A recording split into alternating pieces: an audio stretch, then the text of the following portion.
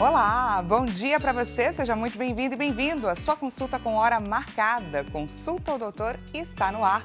Mais uma semana começa e, como de praxe, eu te pergunto como foi o seu final de semana. Aproveitou para descansar ou acabou ali se cansando mais do que descansando? Hoje é aquele dia, segunda-feira, que a gente aproveita para colocar a nossa saúde mental no foco.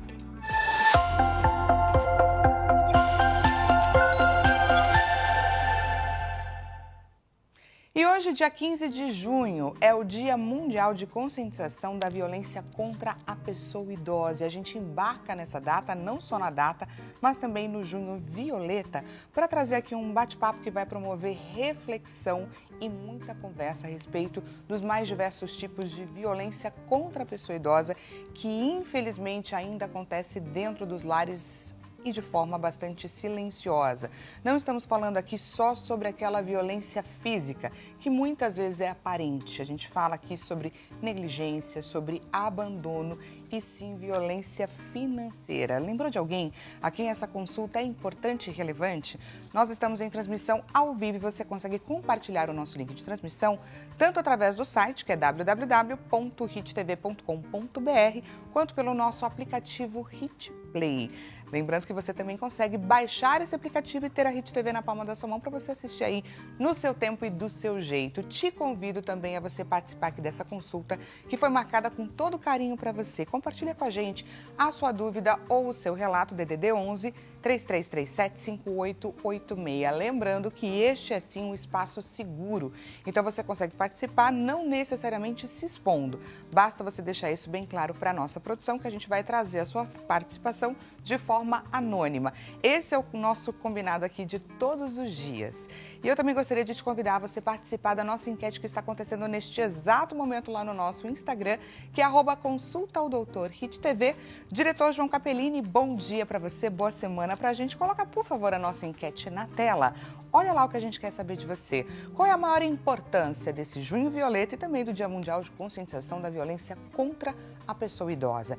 Refletir sobre como a sociedade trata os seus idosos, combater o silêncio e incentivar denúncias, informar a população sobre os direitos ou dar visibilidade aos diferentes tipos de violência. Clica lá na alternativa que a gente vai debater sobre essas questões, mas para o final, é claro, do programa. Lembrando, gente, hoje é o dia que a gente foca na nossa saúde mental, mas é também o dia que a gente sabe um pouco mais a respeito dos nossos direitos, das leis que foram criadas para nos ajudar, para trazer mais segurança, porque quando a gente fala sobre a saúde dos idosos, é importante que a gente saiba, né, que envelhecer é o caminho natural de todos nós e é preciso que a gente faça esse caminho de forma segura e consciente.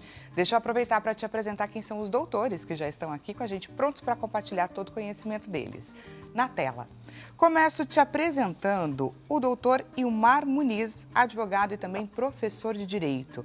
Atua na área há mais de 15 anos. Ao longo da carreira, adquiriu uma ampla experiência acadêmica e profissional, sempre motivado pelo desafio de atuar em favor da justiça. Destaca como um dos grandes desafios da profissão a demora nas respostas judiciais que impactam diretamente na sociedade. E agora te apresento a doutora Adriana Cassetari, que é psicóloga clínica. Atua na área há 15 anos com foco na reconstrução da autoestima na terceira idade e também na terapia de casal. Tem como diferencial uma escuta acolhedora, sempre incentivando a expressão verdadeira do paciente. Acredita que um dos grandes desafios da atualidade está em conscientizar as pessoas sobre a importância do cuidado com a saúde mental para uma vida com mais equilíbrio e também mais qualidade. Doutores, sejam muito bem-vindos ao Consulta ao Doutor. Bom dia. Bom dia.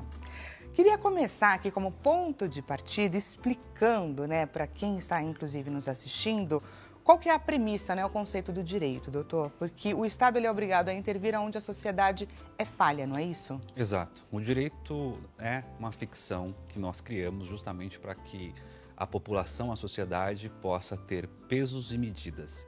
Ou seja, de forma bem mais simples, nós temos direitos e deveres. E o Estado está dentro dessas obrigações. O Estado é um dos maiores devedores para a sociedade. Além de ter o poder de cobrar, ele tem o dever também de nos proporcionar segurança, saúde, bem-estar. Ou seja, é uma troca de direitos e deveres. Olha lá, gente, a importância disso e o quão importante também a gente reconhecer quando a gente é falho. Por isso que o nosso bate-papo de hoje tem uma importância enorme. Doutora, quando a gente fala, né, sobre essa questão da violência contra os idosos, ela muitas vezes acontece de forma silenciosa, não é? O que torna difícil, inclusive, a percepção pela própria vítima. Isso. O idoso, ele tem, quando o idoso é colocado em, assim, recluso, é difícil a gente conseguir acessar a dor emocional dessa pessoa. Geralmente, a gente consegue avaliar quando ele passa por um geriatra ou passa por um cardiologista e aí ele é acolhido e encaminhado ao psicólogo ou ao psiquiatra. Mas é muito difícil, porque geralmente o idoso ele não tem o poder da fala. Então o cuidador, o filho ou mesmo até a esposa coloca ele em segunda ou ela em segunda opção. Então a fala é o terceiro que vai contar o que aconteceu. Então fica muito difícil a gente saber. Doutora, o que caracteriza a violência contra a pessoa idosa perante a lei? Nós temos um Estatuto do Idoso que prevê diversas situações. Além dela, todo o direito penal também prevê situações que, como pessoa, não só como idoso, também são caracterizados. Então, a lesão física, a lesão psicológica, a lesão financeira, o abandono, os maus tratos, são situações que se encaixam em crimes e lesões contra o idoso. Como nós já havíamos dito aqui, dentro dessa separação, é claro que algumas são mais fáceis de você identificar, né? A lesão física, às vezes a agressão verbal, o xingamento. E outras lesões, como a lesão financeira, são lesões silenciosas, muito mais difíceis de que você possa, de fato, identificar o que está acontecendo, porque são patrimoniais. Então, tudo isso está previsto no Código Penal, está previsto no Estatuto do Idoso e tem responsabilidade criminal que pode chegar no Estatuto do Idoso, por exemplo, até 5 anos de prisão, dependendo da agressão que tenha acontecido. Quando a gente fala sobre esses vários tipos de violência, eu queria que você compartilhasse, inclusive, um pouco desse bastidor, né, do seu escritório. Quais são os casos que você mais tem visto ou que tem crescido cada vez mais desses tipos de violência? O caso que a gente mais acompanha, Dani, no nosso escritório, tanto que a gente faz colocações levando para o Ministério Público, são crimes patrimoniais. E o mais difícil de se identificar, inclusive. Porque, como eu havia dito, no caso da lesão física, você consegue identificar uma lesão, consegue identificar um roxo, um machucado, um beliscão.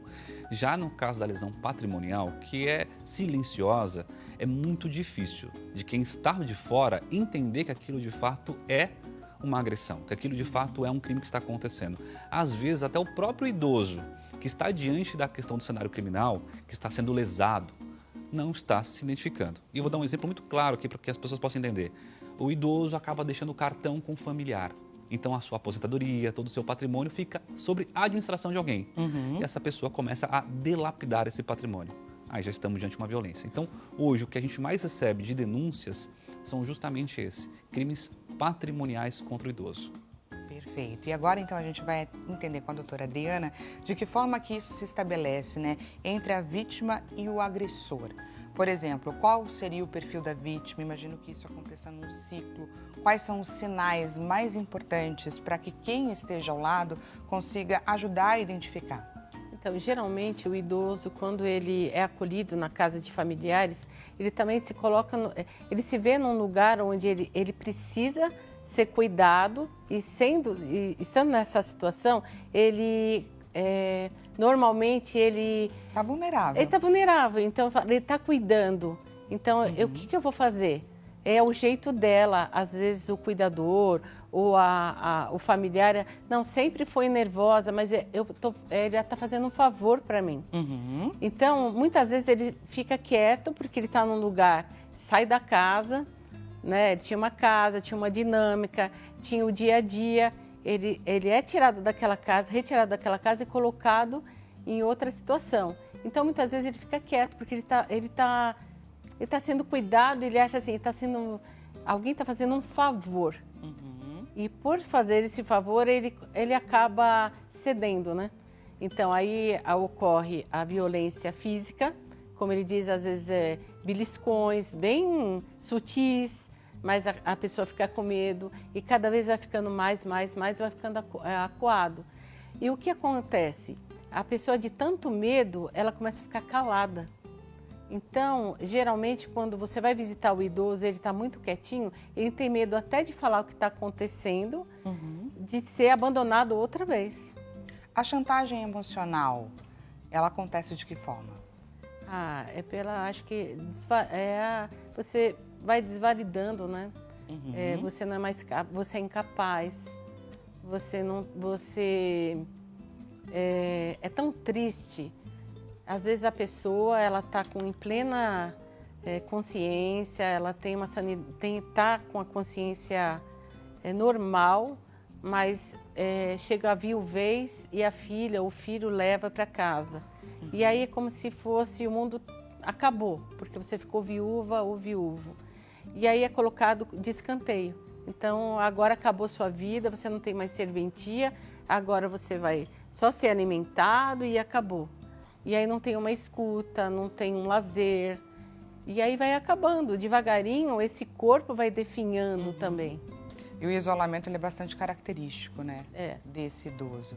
Aí eu queria entender, doutor, como que funciona essa proteção do nosso Estatuto da Pessoa Idosa com relação a esse crime que envolve essa questão financeira? O que acontece? O Estatuto, ele é de 2001. Então, nós temos hoje quase 25 anos que se passaram. Olha que interessante. E as situações que nós temos hoje no Estatuto, não que elas estão totalmente defasadas, mas ela não acompanha uma realidade de mudanças. Por exemplo, que nós temos hoje várias alterações de forma de se transferir dinheiro. O Pix, como por o Pix, exemplo, por é um exemplo. deles. Então, a gente vai tentando adaptar as situações conforme vai passando o tempo. A lei, infelizmente, ela vai ficando defasada com as situações reais. Então, quando a lei prevê que tem crime financeiro, crime patrimonial, é justamente a dilapidação desse patrimônio. Então, a lei prevê de uma forma muito genérica isso. E aí vai depender do juiz e o promotor de justiça, ao fazer a denúncia, identificar como que isso aconteceu. Então, justamente, a questão do Pix, para a gente poder pegar como exemplo. Começou a fazer Pix para a própria conta, sem nenhum tipo de justificativa. E a justificativa sempre é a seguinte: não, mas eu também tenho meus custos para cuidar desse idoso. Eu também tenho minhas responsabilidades para estar aqui com ele. Aí começa essa transferência de valores. E aí o juiz tem que identificar, quebrando o sigilo bancário, conseguindo identificar essas transferências, a questão do patrimônio que foi a retirada do cartão, ou procurações, fazendo transferência de imóveis. E aí tudo isso o promotor precisa pegar, identificar, colocar como prova disso no processo e aí sim fazer então a questão criminal. Que, infelizmente, no nosso Estatuto do Idoso, a previsão da pena para tudo isso chega a 5 anos de prisão. E hoje a realidade é que quem tem uma condenação de 2 anos e meio, 3 anos, não vai preso. Dificilmente a gente consegue recuperar esse dinheiro de volta, porque quem pegou, gastou, não tem patrimônio para recuperar, e aí fica o idoso desprotegido na prática. Então, a lei ela é muito bonita, a lei ela é muito bem feita, só que na prática a questão da execução ela é muito falha. Olha aí, gente, a importância desse nosso bate-papo aqui hoje. Lembrando que você pode vir a participar, encaminha para a gente a sua dúvida ou o seu relato, DDD 11 3337 5886. E aí, trazendo também um pouco desse bastidor ali do seu escritório, doutor, eu imagino que quando as denúncias elas chegam, elas são feitas, geralmente é por outros parentes, certo? De que forma que isso se estabelece e como que a gente consegue, inclusive, fortalecer quem está nos assistindo a como agir quando eu estiver diante de uma suspeita como essa? É muito importante as pessoas entenderem. Chega uma situação, Dani, as pessoas falam assim, em briga de marido e mulher não se mete a colher. Ok, mas se mete a lei. Né? Nós precisamos entender que precisa intervir porque as pessoas às vezes não têm como ter essa proteção se não for você, vizinho, colega, alguém que passou por essa situação. E do idoso a mesma coisa. Como a doutora falou brilhantemente, quando ocorre esse afastamento da sociedade, esse isolamento, dificilmente o idoso vai fazer uma reclamação. Dificilmente o idoso tem condições psicológicas para fazer uma denúncia. Quem vai fazer isso são terceiros. E aí que a gente chega lá, por meio de clínicas, por meio de médicos, por meio de vizinhos em especial, porque o vizinho escuta os gritos, às vezes o vizinho consegue ver uma reclusão maior, começa a ver, definhando a pessoa, começa a ver ela mais magra, mal cuidada, às vezes maltrapilha, mal cheirosa, porque não está dando mais banho. Então começa essa situação a acontecer e o vizinho faz a denúncia. A denúncia é muito simples, você pode ligar no próprio 190. É dever da polícia militar ir até o local e se ela identificar alguma coisa estranha, leva para a autoridade policial que vai, e nós temos delegacias especializadas do idoso, para que o delegado possa identificar o caso. Se caso você não quer chamar a polícia, faça a denúncia no 181, no 100, diz que denúncia, para que a pessoa possa ir até o local e ver. Se não tiver nada de errado, Chegando no local não tem nada de errado? Ótimo, mas você fez seu papel de cidadão e tentou intervir de alguma forma. Perfeito. Deixa eu aproveitar para te receber aqui no nosso bate-papo. Vamos para a primeira interação com a nossa audiência. Quem envia para a gente uma mensagem de forma anônima, seja muito bem-vindo ou bem-vindo. Muito obrigada, antes de mais nada, pela sua participação. Desde que perdi minha esposa, sinto uma tristeza constante, falta de interesse pelas atividades do dia a dia. Quando é hora de procurar ajuda? E aí, doutora? Ele já está dando um sinal que ele não está com vontade de fazer. Eu acho que o cuidador, ou mesmo a gente precisa ter uma rede de apoio, né? Quando o luto traz um vazio. Então, começar a ler de novo, a procurar, a ter um hobby, né? A interagir no social, em clubes. Existe hoje associações para idosos, né? Eu acho que quando a gente se sente triste, sozinho, a gente procurar ter essa dinâmica e pedir para um familiar, me leve em tal lugar, ou você conhece algum lugar que eu possa interagir. Então, existem tantas coisas hoje, até no meio de online, né? Existem grupos para idosos também online, existe faculdade online, fazer um curso novo. A idade não justifica você parar a vida. Então, uma viuvez, né, aposentadoria. Então, eu acho que a gente pode recomeçar, não importa que idade você esteja. Acho que recomeçar é um caminho, né, tem que ser isso constante, é uma qualidade de vida. E acho que é importante também entender que o luto tem suas fases, não é, doutora? Tem, e respeitar também, né, o vazio, né? Então, a gente vê pessoas que ficam 50, 60 anos num casamento duradouro. E aí, como que é recomeçar a vida? Acho que a gente tem que ter paciência, né? Eu costumo dizer em terapia que a gente precisa prestar atenção em todos os detalhes. Eu acho que o começar a reviver, né? Colocar situações bacanas dentro do dia a dia, prestar atenção, o que eu gosto, o que eu não gosto. Também, eu acho que a terceira idade é um lugar onde a gente pode reavaliar muitas coisas, né? Então, você está em casa, ok, mas o que eu posso fazer dentro de casa? Né? Conversar o que te faz também. feliz, o que ressignifica seu dia. Isso, e conversar também. Talvez o idoso está dentro de uma casa e ele está se sentindo desvalorizado porque ele está esquecido. Mas também tem uma parte que o idoso pode fazer essa dinâmica. A gente fala muito do idoso que tem a demência, tem o Alzheimer, mas a gente precisa falar também daquele idoso que ele está dentro da casa do filho ou da filha, mas tem também aquela dinâmica que ele pode pedir. Olha, não está legal desse jeito, mas se a gente mudar? Né? Eu acho que a interação, por isso que eu gosto muito de os meios de comunicação, de mostrar também que ele tem poder de fala, tem poder também de voltar a estudar, um trabalho online. Eu acho que a qualidade de vida em colocar nesse idoso. É aquela pergunta, né, doutora? Quando foi a última vez que você se propôs a fazer algo pela primeira vez? De repente, essa frase aí já pode te estimular, não é verdade? Muito obrigada, viu, pela sua participação. Enriqueceu bastante aqui o nosso bate-papo. E seguimos aqui, então, queria falar um pouco sobre a negligência e o abandono. De que forma, né? Quais são os cuidados básicos a que os idosos têm direitos? O Estado é o primeiro que tem obrigação com o idoso em relação à saúde. Então, nós precisamos ter médicos, exames e situações que possam fornecer ao idoso essa possibilidade. Quando o Estado não o fornece, já acontece uma negligência, inclusive tem responsabilização, incluindo que o Ministério Público ingressa com ações civis públicas contra prefeito, contra municípios, que não têm essa situação de saúde básica para o idoso. Então, nós temos já esse primeiro ponto muito importante. Depois, a própria família tem obrigações. Assim que a pessoa passa a não ter mais condições de gerir sozinha a sua vida, então, tomar banho sozinha, comer sozinha, por causa de uma doença ou por causa de uma questão psicológica, um familiar passa a ser responsável. E esse familiar pode cobrar dos outros familiares, inclusive, pensão, para que todos ajudem e auxiliem em pagar o custo daquele idoso. Mas não pode deixar o idoso passar por qualquer tipo de situação degladiante. Então, a questão da limpeza, a higienização como um todo, a questão do cuidado com comida, dos remédios são muito importantes, das consultas que esse idoso deve fazer, tudo isso se encaixa na negligência. Não feito nós temos aí responsabilidades de negligência de quem é o tutor ou os responsáveis de alguma forma. E o abandono, é muito interessante isso, Dani, porque o abandono, ele vem de várias formas. O abandono, a gente acha que só realmente colocou o idoso, jogou o idoso num local, e não é dessa forma só que acontece. Acontece muito comum em clínicas para idosos, nessas casas de repouso, sim, filhos, parentes jogam lá e nunca mais a visitar. E existe, inclusive, uma necessidade de que os familiares vão de tempos em tempos, que isso não pode ser negligenciado também.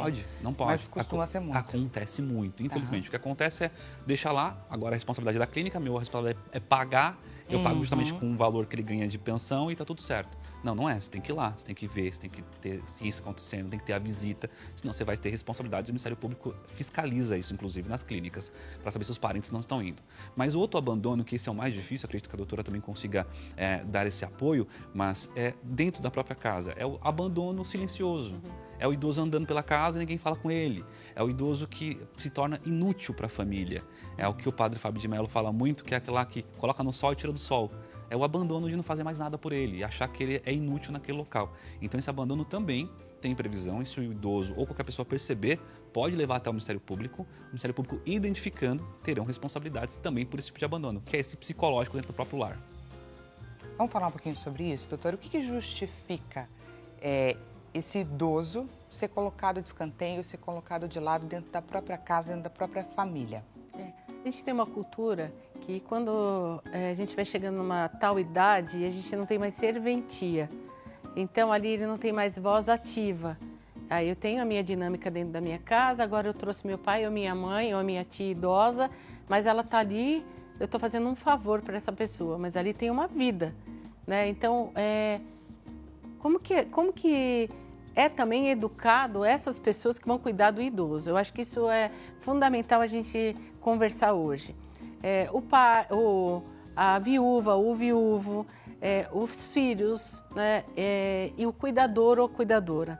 Porque a gente, às vezes o idoso está lá abandonado, mas a gente precisa falar também qual é a saúde mental dessas pessoas que estão cuidando dos idosos. Quem cuida... Famoso, como anda a saúde mental de quem cuida. Isso, eu acho que isso também é uma forma da gente evitar também muita violência, porque cuidar do idoso acamado, do idoso resmungão, do idoso, nada justifica a violência, mas isso é cansativo. E falar de quem cuida, a saúde mental também de quem cuida, tem muito a ver com essa violência. Então, quando a gente precisa sempre ter uma rede de apoio. Se a filha está cuidando, precisa ter outra filha para ajudar também, ou alguém. Se o cuidador está lá 24 horas por dia, como que está a saúde desse cuidador também? Porque o cansaço da irritabilidade, aí gera o grito, aí gera violência. Então tem vários fatores, né? Então não é só o idoso sozinho perambulando pela casa, mas quem está cuidando dessa pessoa? Como que é a saúde dessa pessoa também? Muito importante, a gente traz aqui para o nosso bate-papo. Vamos de mais interação com a nossa audiência na tela. Quem participa agora, mais uma interação anônima, seja muito bem-vindo ou bem-vindo. Estou sendo pressionado por familiares a vender um imóvel e isso tem me causado muita ansiedade. Como que eu posso me proteger legalmente? Nesse caso, acredito que a informação é o melhor caminho, inclusive, para melhorar esse estado de ansiedade. Vou começar então com o doutor. É muito importante que ele perceba a desnecessidade de vender qualquer tipo de patrimônio dele, se não é da vontade, né? Se não há vontade do idoso de vender, não existe necessidade jurídica nenhuma. Porque as pessoas começam a ter essa questão psicológica, mas você vai falecer, a gente vai ficar com essa dívida, isso aqui é um problema. E aí começa, não às vezes a pressão ser física, mas psicológica. Então o primeiro ponto é esse. Depois é realmente pedir ajuda, procurar um advogado da sua confiança, para que você possa conversar, explicar a questão de blindagem de patrimônio, para que ninguém consiga pegar procuração sua, fazer venda externa, para que você possa ter essa garantia que o seu patrimônio não será dilapidado. Porque às vezes a gente não faz diretamente, mas acaba passando uma procuração para administrar e não lê essa procuração de forma correta, ela acaba dando direitos de venda de patrimônio e você acaba vendendo de alguma forma indireta e depois não tem como reclamar muitas vezes. Então é importante, faça tudo isso muito ligado a um advogado, muito ligado ao promotor de justiça do caso, que você possa ir até o fórum ver isso. As OABs têm esse departamento que ajuda o idoso. Então, sempre que sentir qualquer dúvida, qualquer receio, procure um profissional para poder te auxiliar. Eu acho que existe muito esse questionamento, essa vulnerabilidade do idoso, principalmente porque muitas vezes quem vem a fazer essa pressão é um familiar. O familiar, obviamente, tem uma relação de confiança já pré-estabelecida e é muito difícil você ter acesso a um advogado sem o questionamento de será que ele irá me induzir a fazer algo que pode não vir a ser benéfico para mim? Então, como que se calçar, como a gente pode entregar mais segurança nesse sentido? Indo na OAB é muito importante. A própria Muito OAB bom saber desse vai caminho. dar esse suporte. Nós temos justamente um grupo de estudos sobre casos que possam ajudar o idoso. Então, tem um estabelecimento disso na própria OAB. Se caso não sentir confiança, pode ir até o Ministério Público. O promotor de justiça vai chamar as pessoas envolvidas para poder entender e fazer como se fosse um ato para que possa todo mundo colocar aquilo administrativamente num papel, para que não possa ser feito mais nada. E os próprios cartórios de registro de imóveis. Então, se for uma venda, vai até o tabelião e explica para o tabelião, não estou sentindo vontade. O tabelião tem por obrigação legal não realizar a venda. Porque justamente não tem o interesse, que é um dos princípios do direito civil, que é o interesse de vender. Se você não tem, existe uma pressão, você tem que ser tirado. E pode ter um crime muito mais grave aí, a extorsão envolvida. Nesse caso, nós podemos ter a questão dessa pressão psicológica, que são crimes importantes nesse caso. Eu queria o seu olhar com relação a essa pressão que, inclusive, ele trouxe, ou ela trouxe aqui na mensagem que nos enviou, doutora. É ruim, porque você desvalida, o direito, o querer do outro. E eu acho muito importante, e eu acho que cada entrevista é importante a gente falar de como a psicologia ajuda o idoso nessa parte, da fala, de conseguir expressar o que quer, o que não quer, as vontades. E a partir de quebrar esse medo de falar, a terapia ajuda muito isso. A devolver a segurança, A segurança de falar, não, eu gosto desse imóvel, eu preciso desse imóvel, eu não quero vender agora, mas ter autonomia, Aprender a falar o não. Independente de que situação você está passando dentro daquela família, mas aprender a falar não. E a terapia ajuda muito, O poder da fala é libertador. Muito bom, muito importante. Obrigada pela sua participação. Consulta, doutor, vai para um rápido intervalo, mas eu te lembro, nesses próximos minutinhos, encaminha também a sua participação aqui para a gente, DDD 11 3337 5886. Consulta, doutor, volta já e eu já estou te esperando.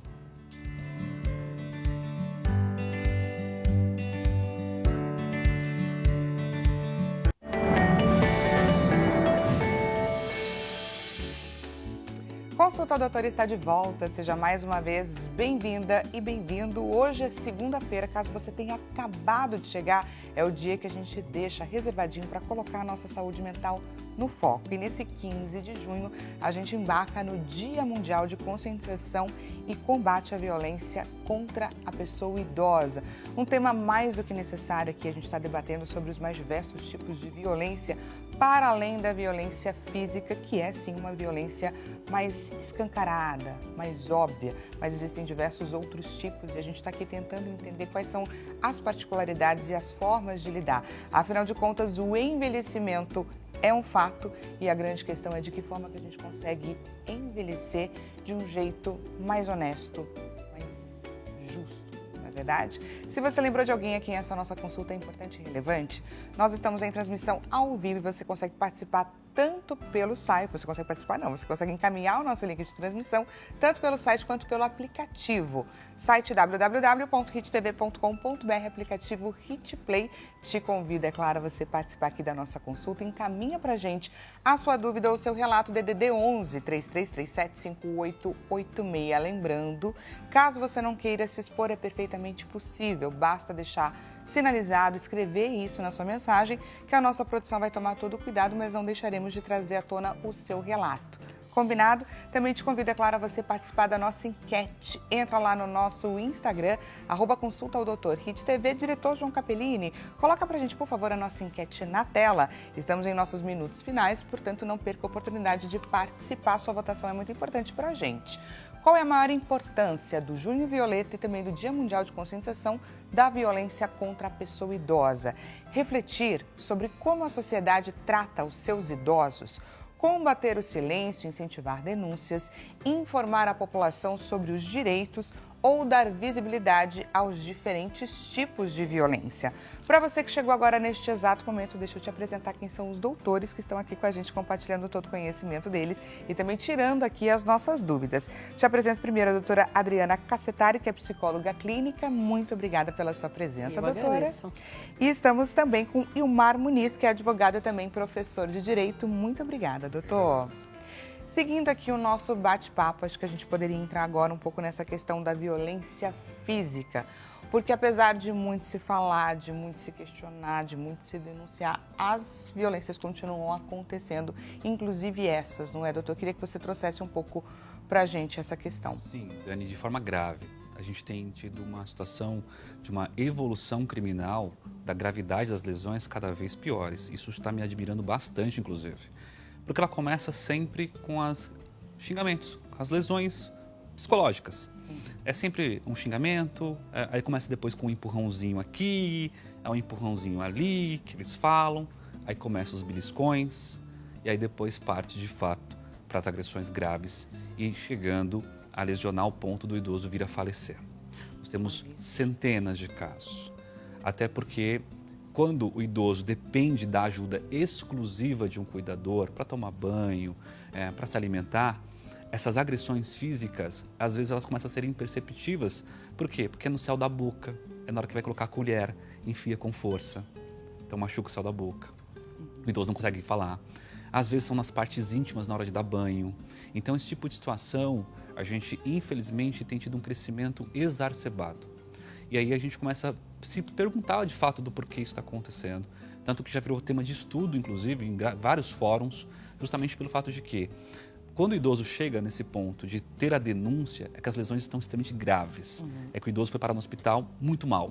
E aí a gente chega lá e o médico começa a perceber que as agressões não foi uma queda, como o familiar fala, né? Que não foi um tombo que levou, não foi um escorregão, que foi uma lesão.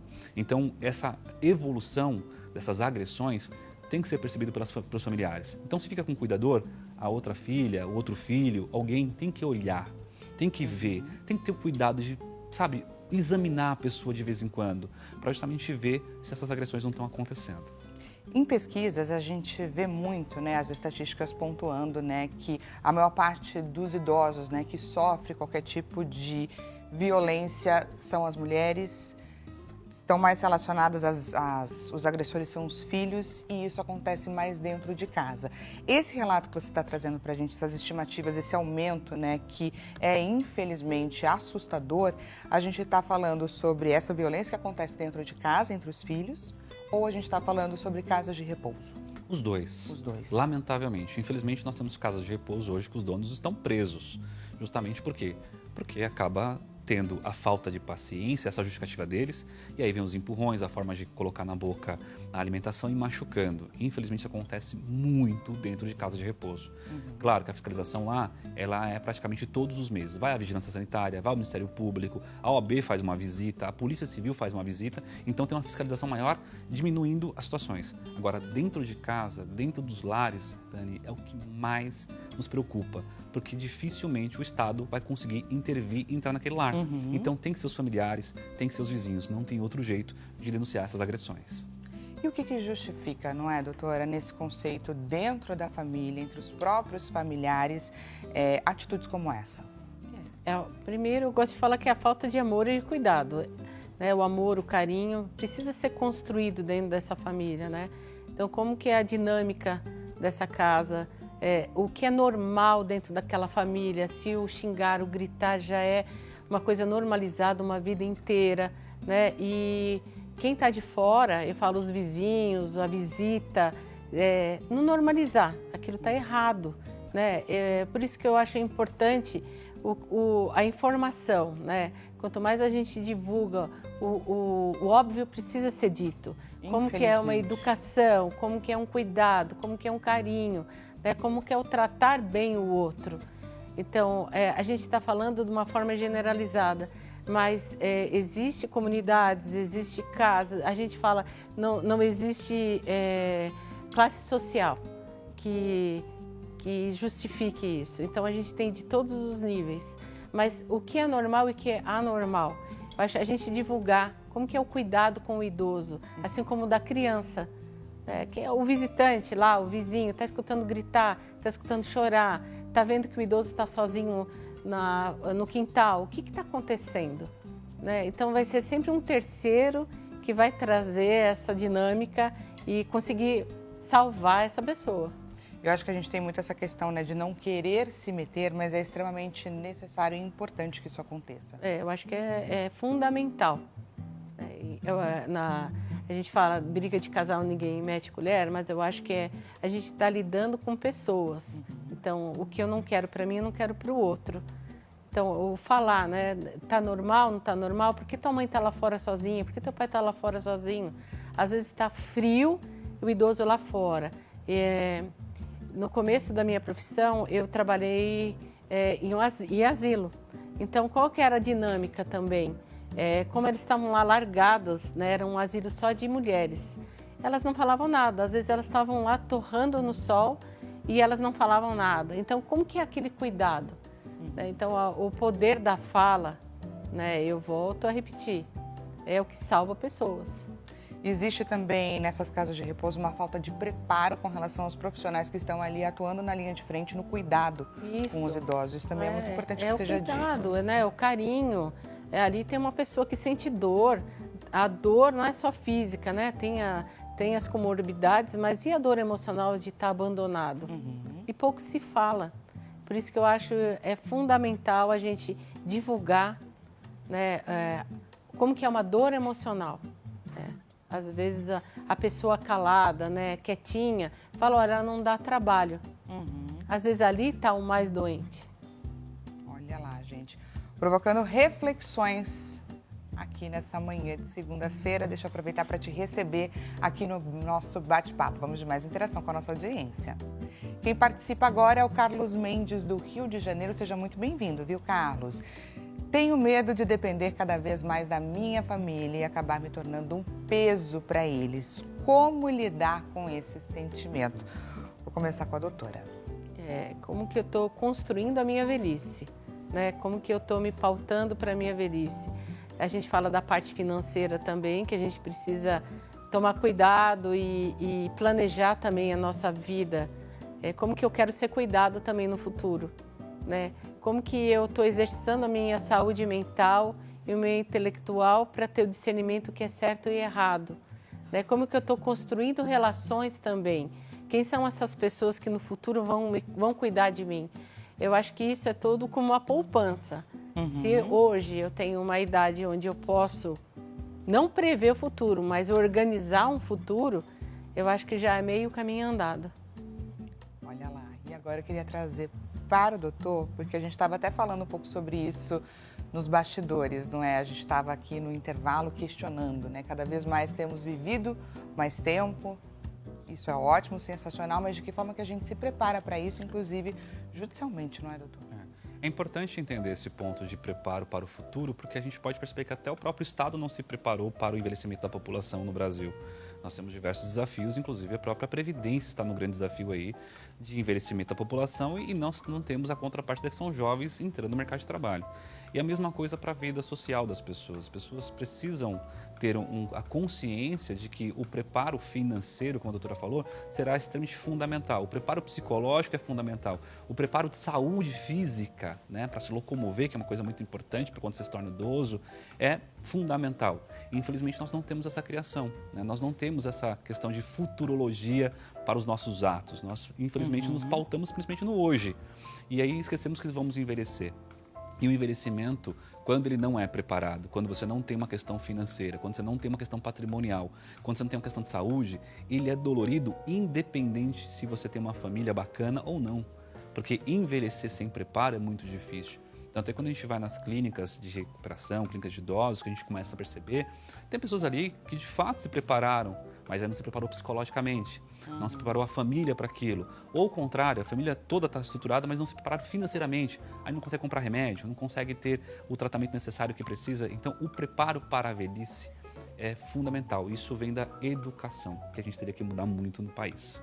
E você estava até questionando essa questão da diferença, né, entre se preparar herdeiros e se preparar sucessores. Fala um pouco mais sobre isso. É importante a gente entender isso, né? Quando a gente cria filhos, eu tenho essa premissa para mim, até por ter muito tempo na área jurídica e ver muito isso acontecer na vida dos outros, que nós temos a necessidade de criar sucessores.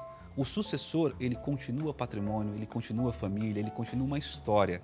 Então, ele tem o prazer de te colocar naquele caminho da história. Ele preza pelo crescimento, né? Já o herdeiro, não.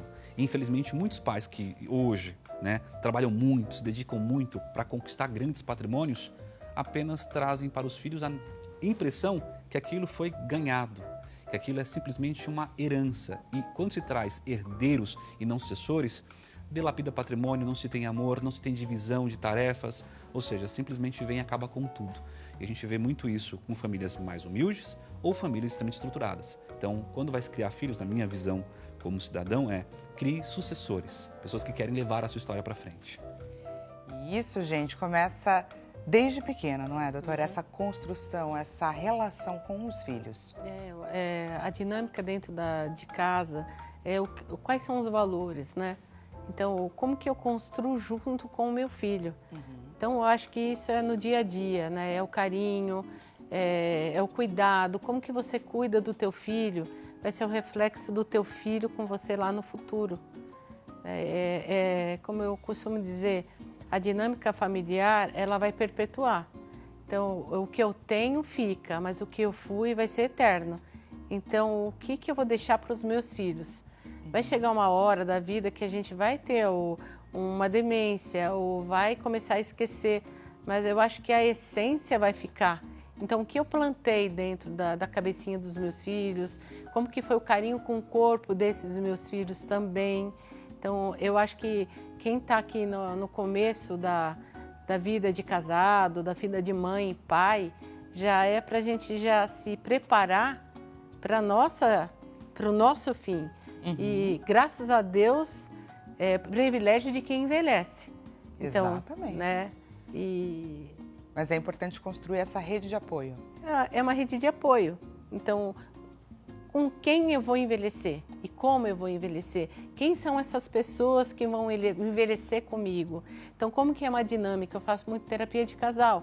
Então, com quem eu estou envelhecendo? Como foi esse carinho de marido e mulher também?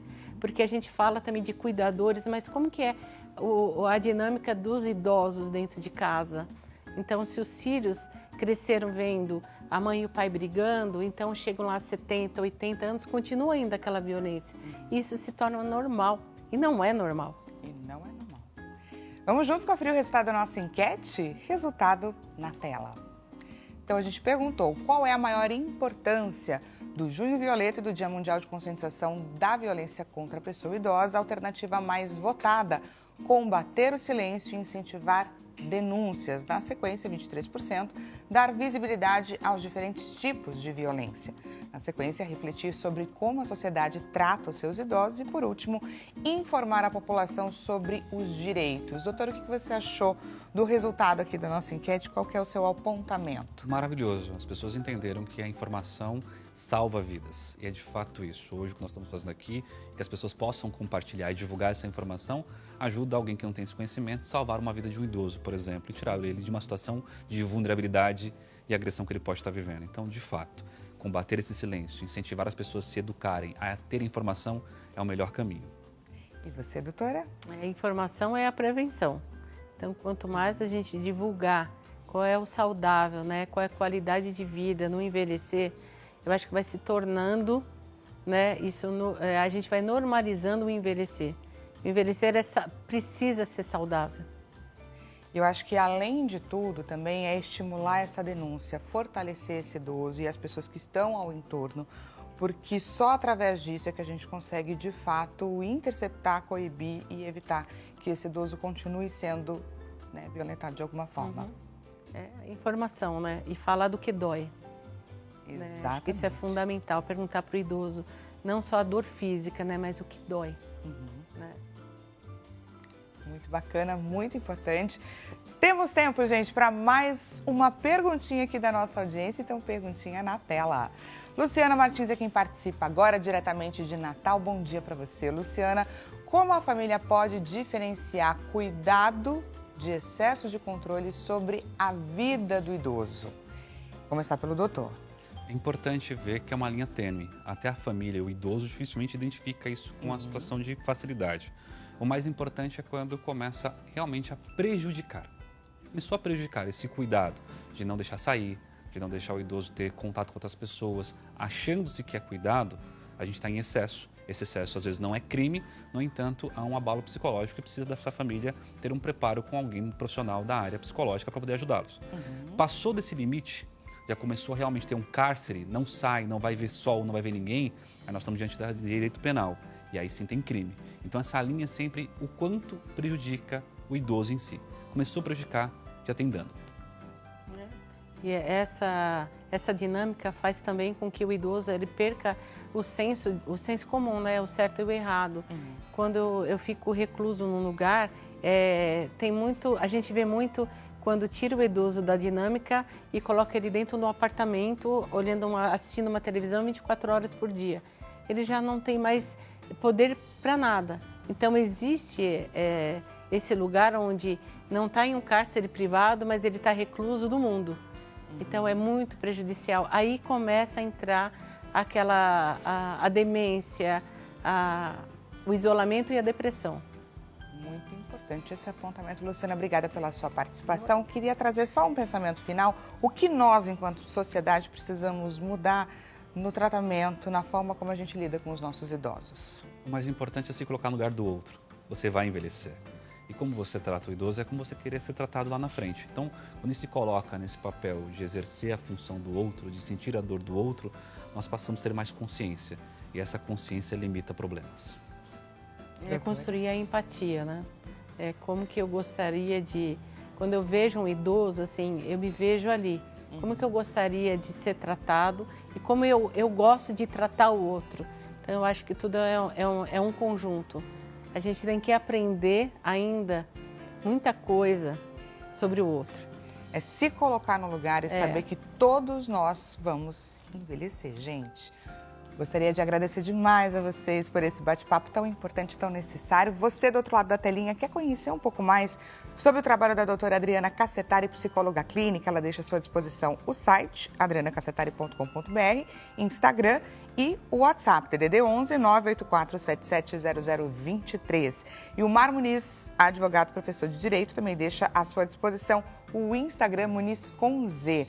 Mais uma vez, muito obrigada a todos vocês. Desejo a você um excelente início de tarde e a gente volta a se encontrar amanhã nesse mesmo horário na nossa próxima consulta. Até lá!